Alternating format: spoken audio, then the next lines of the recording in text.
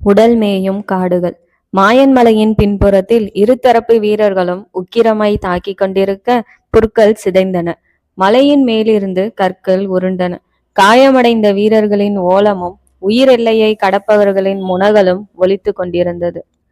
இருவரிடமும் வேகமாக போரிட்டாலும் முடியன் அமைதியான மனநிலையில் இருந்தான். தளபதியை போன்று உடை அணிந்தவன் தன்னால் வீழ்த்தப்பட்டு அயல் நாட்டவனால் காப்பாற்றப்பட்டதால் அதை எண்ணி சினத்துடன் போரிடுவதை உணர்ந்தான். இருவர் இருப்பதால் தளபதி அதிகம் முன்னேறி தாக்குவதையும் உணர்ந்தான். ஆனால் யவனனின் அமைதியும் வாழ்வீச்சும் அவன் சிறந்த வீரன் என்பதை உணர்த்தியது.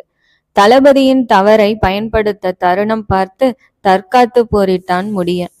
ஒரு கணத்தில் தளபதி தனது உடலை அதிகம் முன்னேற்றி முடியனின் நெஞ்சில் வாளை பாய்ச்ச முயன்றான்.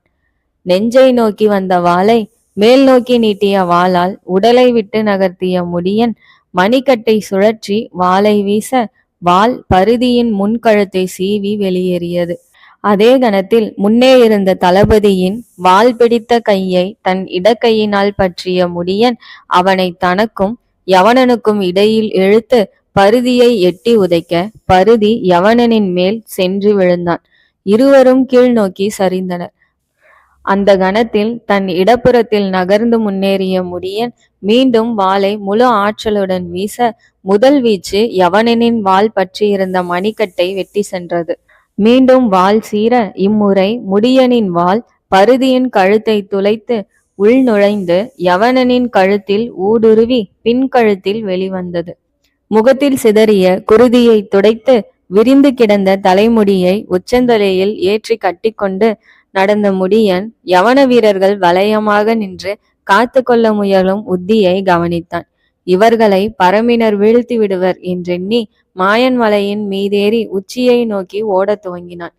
வெளியேற முயன்ற யவன வீரர்களின் மேல் சமவெளியில் இருந்த பரம்பு வீரர்கள் அம்பெய்த போது அவர்களின் அம்புகள் ஊடுருவ இயலாத வகையில் யவன வீரர்கள் கேடயங்களை இணைத்திருந்தனர். அம்புகள் கேடயத்தில் பட்டு தெரித்தன. ஆனால் மலை மேலிருந்து வந்த அம்புகள் யவன வீரர்களை வீழ்த்தின. ஒவ்வொரு வீரனையும் வீழ்த்த 3-4 அம்புகள் தேவைப்பட்டன. மாயன் மலைக்கு பின்னே வந்திருந்த அனைத்து யவன வீரர்களையும் பரம்பினர் வீழ்த்தி கொண்டிருக்க மலையின் உச்சியில் நின்றபடி முடியனின் கண்கள் சேரப்படையின் தன்மையை கவனித்து கொண்டிருந்தன. மேலும் எவ்வளவு யவன வீரர்கள் வந்துள்ளனர் என்பதை முடியன் பார்க்க விரும்பினான். ஐம்புலன்களின் மகுடம் கண்கள். வெளியூறும் காட்சிகள் வாழ்வின் பாதியை நிறைக்க வல்லவை. போர் நுட்பத்தில் கால் பங்கை வடிவமைக்க கூடியவை.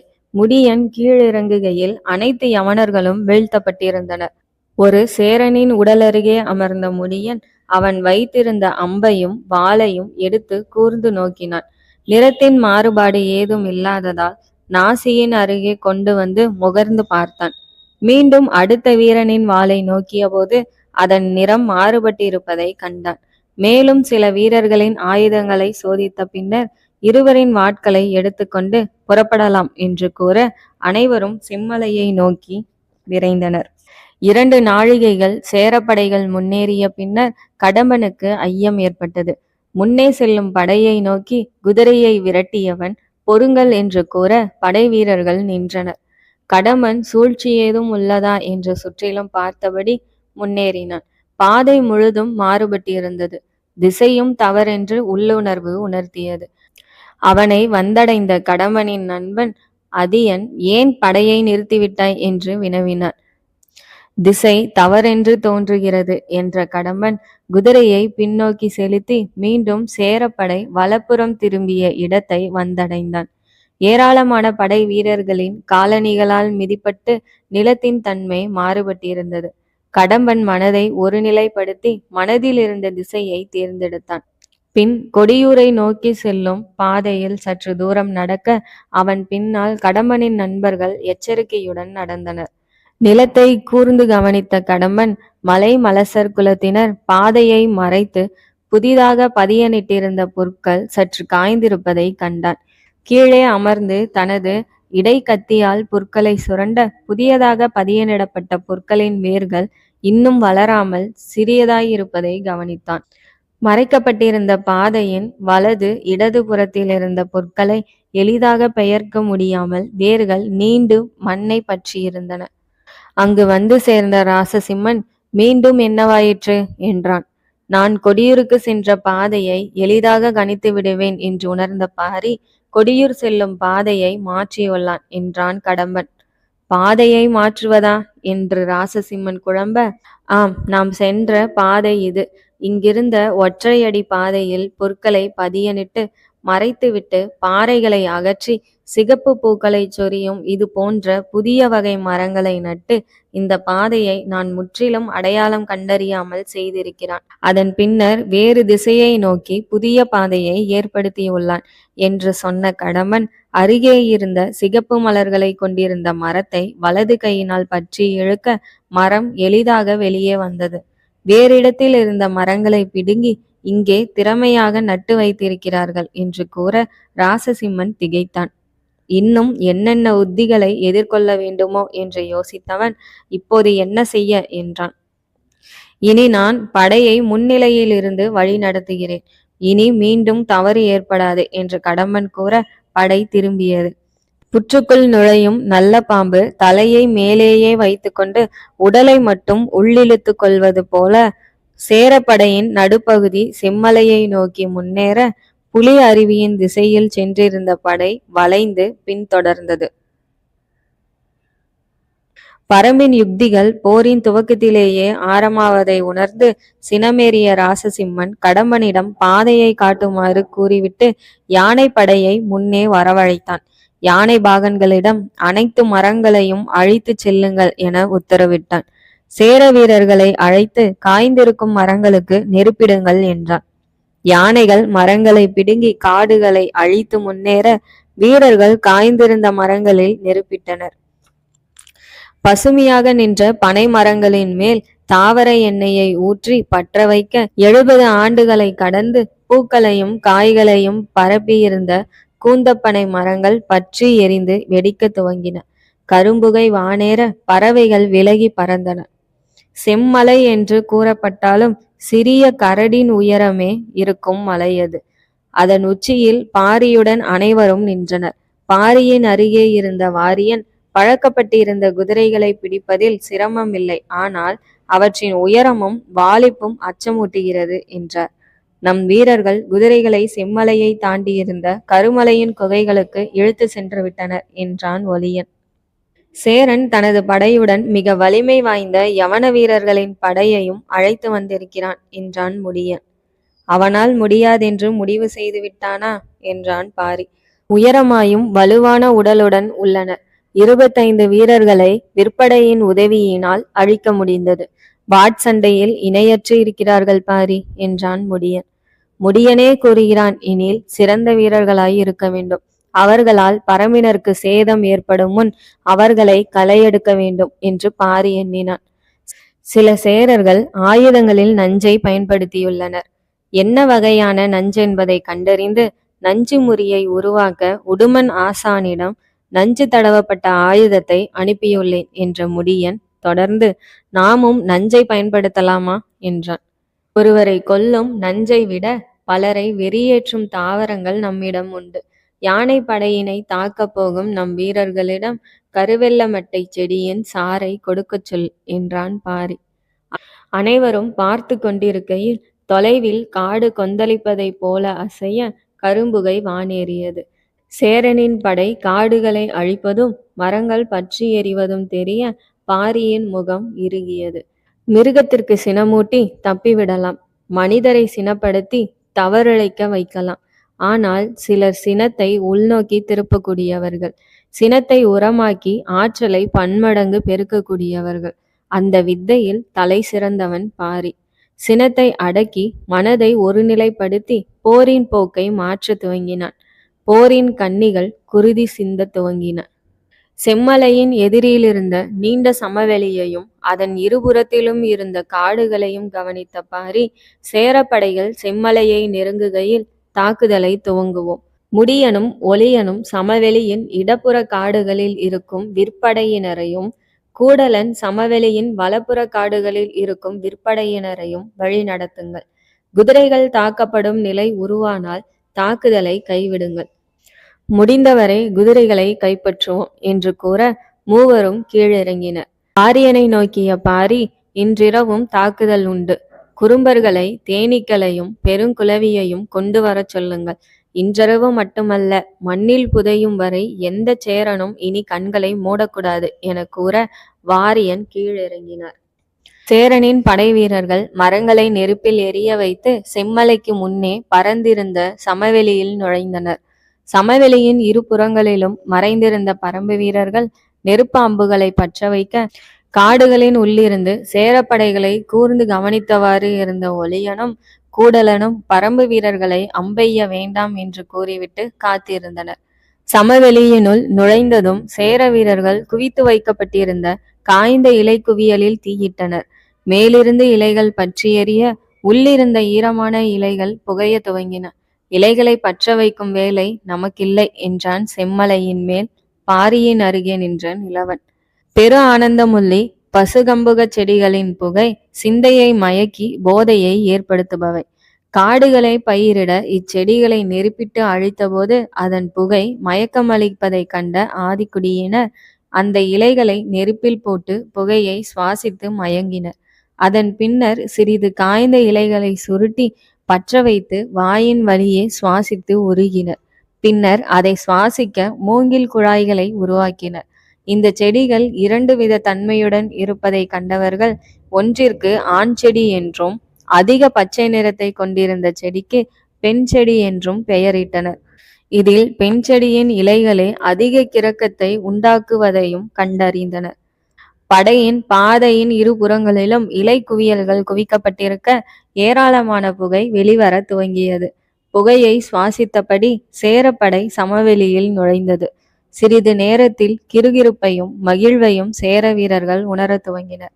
கடம்பனுக்கு என்ன நிகழ்கிறதென்று புரிந்து கொள்ள இயலவில்லை. தன்னால் சரியாக சிந்திக்க முடியாததை உணர்ந்தான். காட்சிகள் தெளிவாக கழுவி விட்டது போல் தெரிய மனம் மயங்கி மதி கலங்கி போர் பதட்டம் குறைந்து மனம் இலகுவானது. சமவெளியின் வலப்புறத்தில் நுழைந்த சேரப்படை வீரர்கள் செம்மலையை நோக்கி முன்னேற, மாயன் மலையிலிருந்து செம்மலை சமவெளி வரை இருந்த காடுகளை ஓரளவு அழித்திருந்த யானைப்படை சமவெளியின் இடப்புறத்தில் முன்னேறியது. செம்மலைக்கு முன்பிருந்த செம்மண் நிலத்தில் மேலக்குடியினரின் ஆடைகளை அணிந்து படுத்திருந்த 20க்கும் மேற்பட்ட பரம்பு வீரர்கள் சமவெளியின் வலப்புறத்திற்கு நகர்ந்தனர். யானைப்படையை விரட்டுவதற்கு வலப்புற காடுகளில் இருந்த பரம்பு வீரர்கள் ஆயத்தமாகினர். ஒரு நாழிகை நடந்து சேரப்படை வீரர்கள் செம்மலையை வலப்புறத்தில் நெருங்கிய போது சமநிலை இழந்து மிதந்தபடி இருந்தனர். யானைப்படையின் முன்னே நிலை கொண்டிருந்த பரம்பு வீரர்கள் முழங்காலிட்டு அமர்ந்து தொலையிலக்கு அம்புகள் மூலம் யானைகளின் தலையை குறிவைத்து அம்பெய்தனர். வலப்புற காடுகளில் மறைந்திருந்த பரம்பினரும் யானைகளின் மேல் அம்பெய்தனர். ஒவ்வொரு அம்பின் நுனியிலும் கருவெள்ள மட்டை செடியில் எடுக்கப்பட்ட சாறு தடவப்பட்டிருந்தது. யானையின் குருதியில் கலக்கும் சாறு சில நொடிகளில் யானையை மதமேற்றி கட்டுப்பாடில்லாமல் அலைய வைக்கும். வீரர்களே இல்லாமல் அம்புகள் மட்டும் பாய்ந்து வருவதைக் கண்ட யானை பாகன்கள் திடுக்கிட, அம்புகள் பாய்ந்த யானைகள் தொடர்ந்து முன்னேறின. யானைகளின் மேல் அம்பெய்தி முடித்தவுடன் எழுந்த பரம்பினர் அருகில் துணியால் மூடி வைக்கப்பட்டிருந்த மரப்பெட்டிகளின் மேலிருந்த துணியை அகற்றினர். சிறிய மெல்லிய கட்டைகளால் சுற்றிலும் தடுக்கப்பட்ட ஒவ்வொரு பெட்டியினுள்ளும் காட்டுப்பன்றி அடைக்கப்பட்டிருந்தது. பன்றிகளின் மேல் தாவர எண்ணெயை ஊற்றிய பரம்பினர் பன்றிகளின் உடலை பற்ற வைத்தனர். மரப்பெட்டிகளின் முன்பக்க பலகையை ஒரே கணத்தில் திறக்க பன்றிகள் பயங்கர கிரீச்சல் சத்தத்துடன் யானை படையை நோக்கி ஓடத் துவங்கின. சோழகர்கள் காட்டு மிருகங்களை வேட்டையாடும் பழங்குடியினர். மிருகங்களை பொறி வைத்து பிடிப்பதில் வல்லவர்கள். பரம்பிலிருந்த ஒவ்வொரு குடியினரும் தங்களை காக்கும் பாரிக்கு எதையாவது செய்ய வேண்டும் என்று துடிப்பவர்கள். போருக்காக காட்டுப்பன்றிகள் தேவை என்று தகவல் வந்தவுடன் குடும்பத்தில் இருந்த ஒவ்வொரு சோழகரும் காடுகளில் அலைந்து மிக மூர்க்கமான காட்டுப்பன்றிகளை பிடித்து வந்திருந்தனர். காட்டுப்பன்றிகளின் கிரீச்சிடல் யானைகளை நடுங்க வைக்கக்கூடியது. பயங்கர சத்தத்துடன் தீப்பற்றி எரிந்தவாறு ஓடிவரும் பன்றிகளை பார்த்து கதி கலங்கிய யானைகள் உயிர் நடுங்க திரும்பின. யானைகள் வலப்புறம் இருந்த காடுகளில் நுழையாமல் இருக்க, காடுகளில் அமர்ந்திருந்த பரம்பு வீரர்கள் நெருப்பு அம்புகளை மழையாய் பொழிந்து வேலி அமைக்க அனைத்து யானைகளும் சேரப்படையை நோக்கி ஓடத் துவங்கின. யானையின் குருதியில் கருவெள்ளமட்டை செடியின் சாறு கலக்க யானைகள் வெறி பிடித்தவாறு சேரப்படையை தாக்கி அழிக்க துவங்கின. யானைகளின் பிளிரல் காடுகளை அதிரச் செய்ய 100 யானைகளும் சேரப்படையில் நுழைந்த கணத்தில் பேரழிவு துவங்கியது. சேரப்படையில் பரவலாக நுழைந்த யானைகள் சேர வீரர்களையும் குதிரைகளையும் துதிக்கியில் பற்றி தூக்கி எறிந்தன. கீழே விழுந்த வீரர்களை மிதித்து நசுக்கின. பலர் தந்தங்களில் குத்தி தூக்கிச் செல்லப்பட்டனர். யானைகளை கட்டுப்படுத்த முயன்ற யானை பாகன்கள் நிலத்தோடு நிலமாக தேய்க்கப்பட்டனர். செம்மண் நிலங்களில் குருதி ஆறாக ஓடி மேலும் சிவக்க துவங்கியது. வீரர்களின் அலறல் காட்டை உறைய வைக்க படையின் முற்பகுதி கட்டுப்பாட்டை இழந்து சிதைய துவங்கியது. சேரப்படையின் நடுவில் வந்து கொண்டிருந்த ராசசிம்மன் பெரு ஆனந்தமுள்ளி இலையை நண்பர்களுடன் சேர்ந்து புகைக்கும் பழக்கம் உள்ளவன் என்பதால் புகையை சுவாசித்தவுடன் இனம் கண்டு கொண்டான். இதன் புகை மனதை மயக்கக்கூடியதாயிற்றே என்று எண்ணியவன் தனக்கு பின்னால் வந்த சேரர்களை முன்னேறாமல் தடுத்து நிறுத்தினான். பெரு ஆனந்தமுள்ளி இலைகள் குவியலாக குவிந்திருப்பதையும் அவற்றிலிருந்து புகை வருவதையும் கண்டதும் இதுவும் பரம்பின் உத்தி என யூகித்தவுடன் வீரர்களை அழைத்து இலை குவியல்களில் நீரூற்றி புகையை தணிக்குமாறு கூறினான். அப்போது படையின் முற்பகுதிகளில் வீரர்களின் ஓலங்கள் கேட்க குதிரையை புகையினூடே விரட்டி ராசசிம்மன் முன்னேறிய பொழுது பேரழிவை உண்டாக்கி வரும் யானை படையை கண்டு அதிர்ந்து போனான். செம்மலையின் இடப்புறத்தில் முன்னேறிய சேர வீரர்கள் செம்மலையை நெருங்குகையில் பரம்பின் விற்படை வீரர்கள் வெளிப்பட்டனர். வெளிவந்த கணத்தில் தொலைவிலக்கு அம்புகள் மூலம் துல்லியமாக சேர வீரர்களை சாய்த்து முன்னேறினர். தேரலை சுவைத்த மந்திகள் போல் புகையினால் கிறங்கிய நிலையில் இருந்த சேர விற்படை வீரர்கள் அம்புகளை எய்ய முடியாமல் தடுமாறினார்கள். சேர வீரர்கள் திணறுவதை கண்ட கடம்பன் வாளை உருவிக்கொண்டு தன் அருகே இருந்த குதிரைப்படையை முன்னேறுங்கள் என்று உத்தரவிட குதிரைப்படையும் வாட்படை வீரர்களும் பரம்பு வீரர்களை நோக்கி சென்றனர்.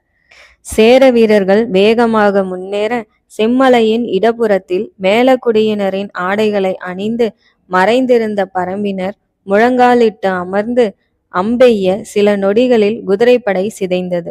முன்னேறி வந்த கடம்பனும் அதியனும் வீரர்கள் வீழ்த்தப்படுவதையும் குதிரைகள் மட்டும் பரம்பினரை தாண்டி ஓடுவதையும் கண்டு குதிரைகளை இழுத்து நிறுத்தினர். பரம்பின் அம்புகள் அவர்களை தாக்காமல் பின்னால் வந்த சேர வாட்படையினரை நோக்கி செல்ல துவங்கியது. தங்களை நோக்கி ஏன் அம்புகள் வரவில்லை என்று திகைத்திருந்த கடம்பனிடம் அதியன் சுட்டிக்காட்ட அவன் காட்டிய திசையில் பார்த்த கடம்பனின் முகம் வெளுத்தது. தொலைவில் இருந்த பரம்பின் நிலத்திலிருந்து அம்புகள் தாமாக வெளிவந்து கொண்டிருந்தன. பரம்பு தன்னை காத்து கொள்ளும் என்று பாரி கூறியது போல பரம்பின் நிலமே எதிர்த்து போரிடுகிறதோ என மிரண்டான் கடம்பன்.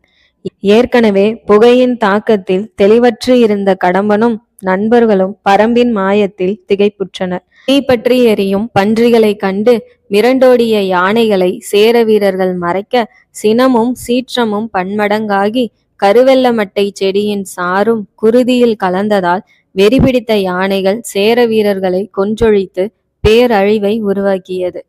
குதிரையை திறமையாக செலுத்தி முன்னேறிய ராசசிம்மன் ஒரு கணம் உள்நுழைந்த யானைகளை சேர வீரர்களிடம் கூறி வீழ்த்த சொல்வதா என்று நினைத்தான். ஆனால் யானைகள் மதம் பிடித்து திரிவதையும் சேரப்படையை சிதைத்து வருவதையும் கண்டதும் அதன் பாதையில் இருந்து வீரர்களை விலக்கினாலே சேதத்தை குறைத்து விடலாம் என்பதை உணர்ந்தான். வீரர்கள் யானைகளை ஈட்டியை எரிந்து தாக்குவதை கண்டதும் யானைகளுக்கு வழிவிடுங்கள் என்று ராசசிம்மன் சத்தமாய் உத்தரவிட வீரர்கள் யானைகளின் பாதையில் இருந்து விலகி ஓடினர்.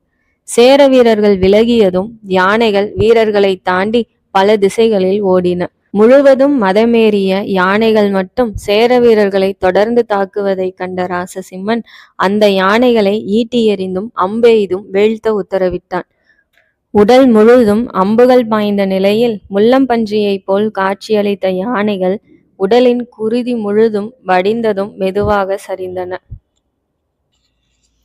புகையின் மயக்கத்திலும் யானைகளின் தாக்குதலிலும் கட்டுக்கோப்பை இழந்த சேர வீரர்கள் சமவெளி எங்கும் திரிவதை பார்த்தவாறு ராசசிம்மன் முன்னேறினான். மலையின் அருகே பரம்பினர் முன்னேறி சேர வீரர்களை தாக்குவதையும் கடம்பனும் அவனது நண்பர்களும் பரம்பின் அம்புகள் பாயும் எல்லைக்குள் இருப்பதையும் கண்டு அவர்களை நோக்கி குதிரையை விரட்டினான்.